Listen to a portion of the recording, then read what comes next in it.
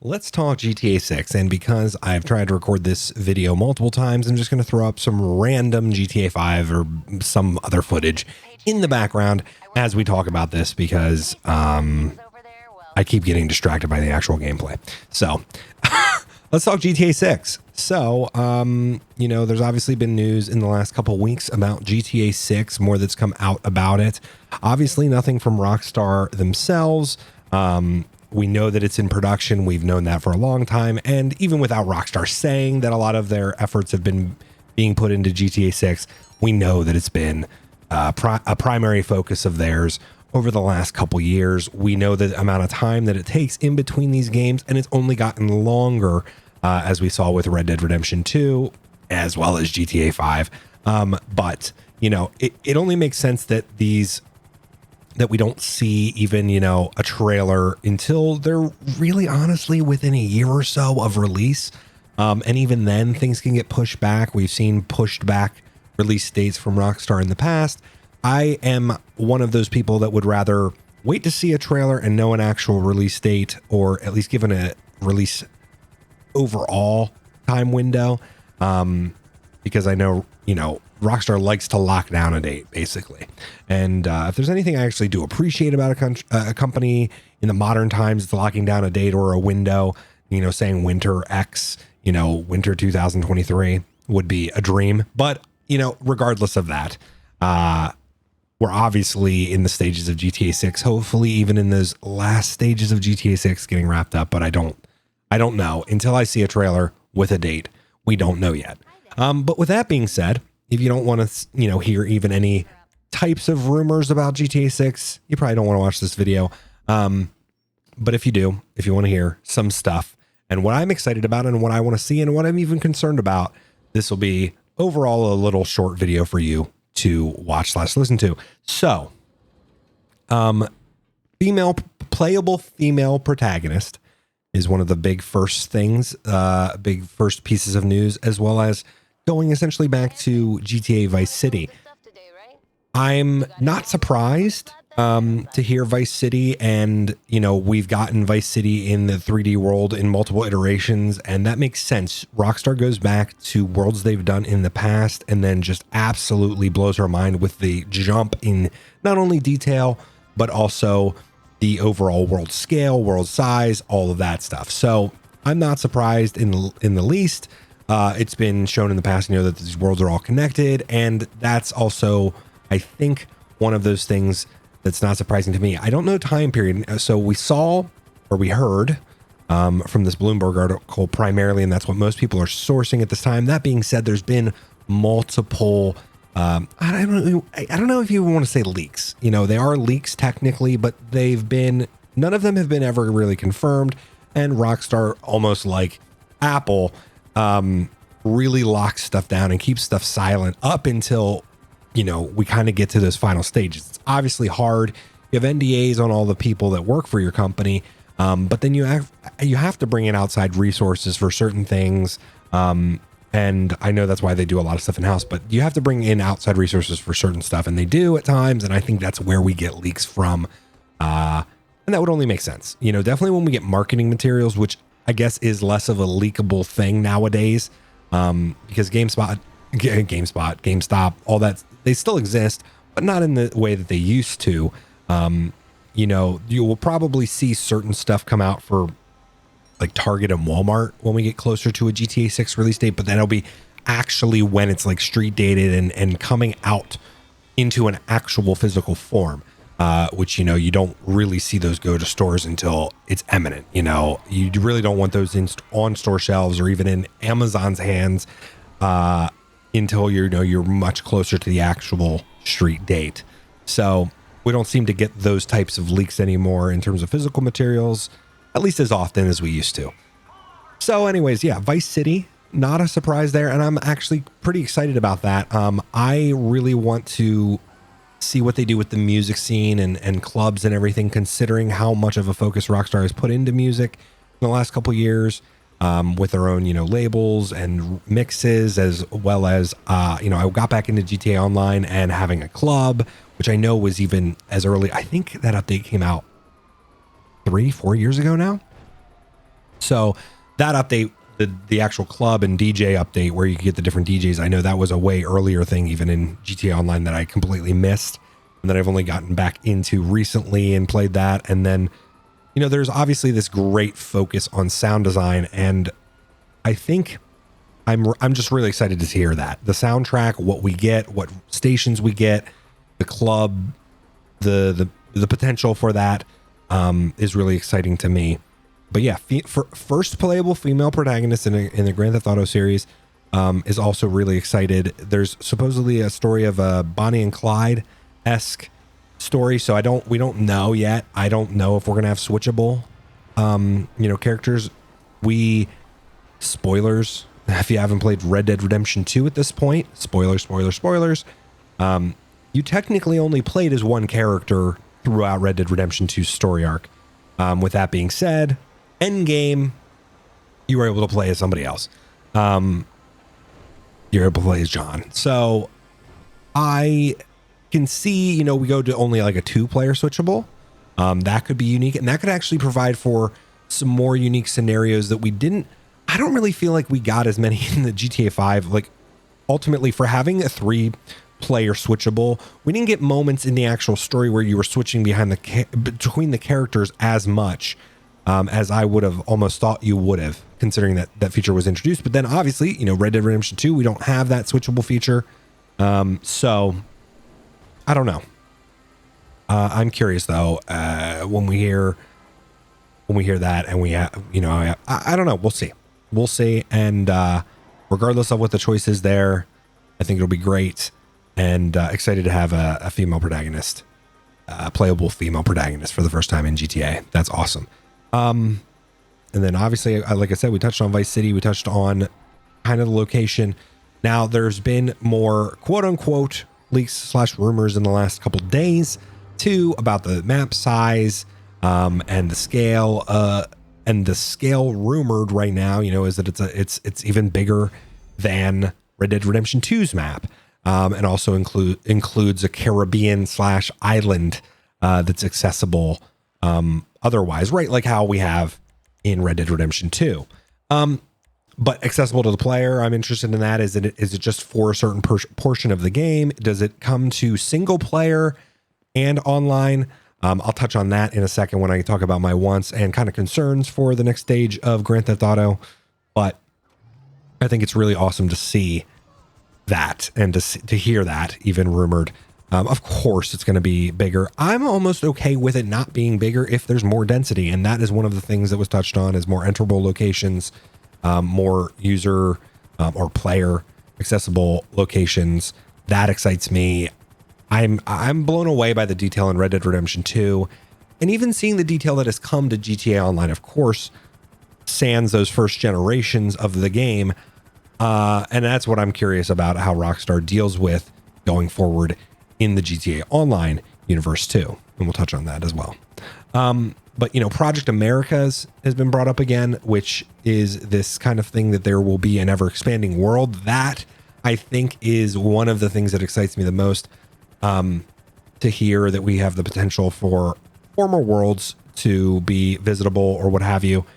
That's exciting. And then ultimately kind of an expansive world. Now, does this mean that GTA 6 and then what would be GTA 6's online component becomes more of a game as a service? Do we basically get a GTA Online 2 in essence only, right? But we get essentially a future GTA Online that only is part of this ongoing world. I don't know. And that I might as well, touch on my concerns a while here too. Because there's not really much more other than talking about Rockstar's change in overall culture, and work culture. And I think that's why, GTA Rockstar might be even further off from what their initial dates were, and kind of overall dates were probably going to be for a GTA 6 launch. But we'll see. And that's just what it is.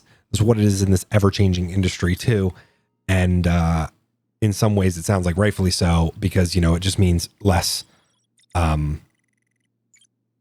better working conditions overall for the people over there. So that sounds like a good thing. Does it mean as gamers we might have to wait a little longer? Yes. Does it mean that certain things might have been cut because of that? Potentially, yeah, too.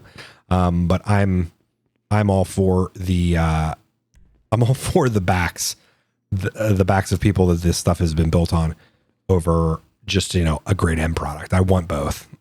And I think we can have both. Just time is usually the thing. So potential for GTA Online, and one of the potential concerns. One of the things that I'm most greatly concerned about is the actual separation between the single player game and the online game. We've obviously seen this emphasis put on GTA Online, not only because of the money it makes Rockstar, but also its parent company Take-Two. And it's understandable. GTA Online is a money-making machine. They've sold the game itself multiple times, right? GTA 5, but now even on the consoles and the Series X, it's called GTA Online by default. You're booting into GTA Online essentially. And then you could also go to story mode. And I get that as time has gone on, obviously people are not buying GTA 5 for its single player, primarily if you're not on PC. If you're buying it on PC, you're actually buying it for quote unquote single player and using it in something like 5M or what have you, or modding it. At this point, I feel right like at the tail end of GTA 4's generational, in the PC market, I think GTA 4's primary sales for the last years that it was on sale as the main storyline game for Rockstar, it was primarily, people using it and modding it on PC, at least in my opinion. People were not buying GTA 4 on the consoles even then because, it was already like old on the consoles. But anyways, I digress. So yeah, concerns about just, I'm curious to see how GTA Online works into this.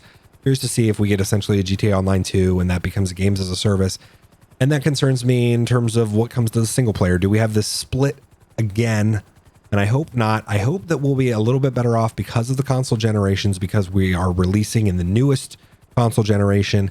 And then also I'm hoping that means great visual improvements, even in the PC version, as we saw with Red Dead Redemption 2. There's certain things that are harder to do when you bring that from a console to the PC, but the PC version has shaped up to be a really, really good iteration of Red Dead Redemption 2. It's just that initial launch, I guess, that's concerning too, with any of these things. And do we get a day one launch on the new gen consoles and PC? I really hope so. I hope that we don't have a year delay or any type of delay between the iterations, but we've seen that in the past. We'll have to see. We'll have to see what happens with that. But the GTA Online concern, I think, is the greatest among people that have been into Rockstar games for not only the story, but the world that they can be in single player. And now, of course, there's invite-only lobbies on Grand Theft Auto 5. The story is a little bit more difficult for Red Dead Redemption 2, of course, but you can play a lot of online essentially offline, but you still don't access a lot of the world, a lot of the cars, a lot of the access story that has now been put into GTA Online, as opposed to DLC or as opposed to just free add-ons to Grand Theft Auto's single player world, Grand Theft Auto 5 single player world. So that does concern me a little bit. I don't want to see the fracture again. And I don't want to see this ultimately, GTA Online getting all of the things and GTA 5 sits here without anything unless you mod the game to give you those things.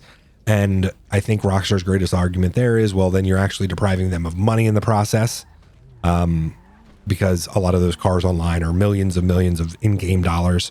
So you're actually depriving them of that potential money for the DLC. And I'm not in no way saying that the DLC should be always free or that, you should just have access to all these things. But at the same time, if these things are built for this world, it's obvious, though, that it makes sense to kind of split them off and be able to sell them, or be able to put them on into this world that is ultimately free to access all of it, except for obviously you have to buy certain things to access certain,